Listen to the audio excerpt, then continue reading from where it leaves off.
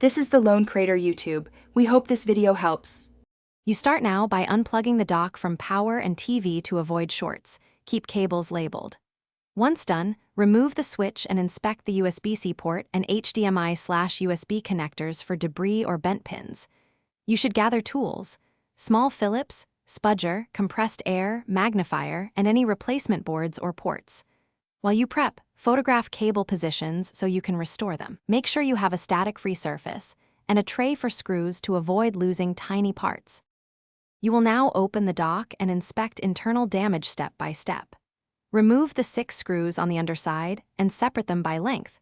Once the shell lifts, carefully unplug the fan and ribbon cables to reveal the PCB. Use compressed air and magnification to spot burnt traces, loose solder joints, or damaged HDMI connector. Then apply a regulated 5V bench supply to key test points to confirm power rail behavior. Before replacing the HDMI board, you finish by swapping the faulty module. Align the HDMI or USB-C board and secure solder joints or screws. Use new thermal pads and fresh screws. Once components are seated, reconnect ribbons and fan, then close the shell in reverse order while keeping screws snug but not over-tightened. Plug the dock into power and HDMI, then test with your switch and TV.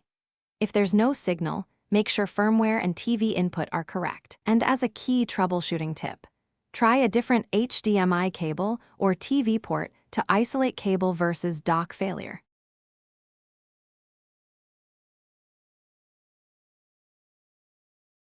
Thanks for watching. Consider subscribing if we helped you.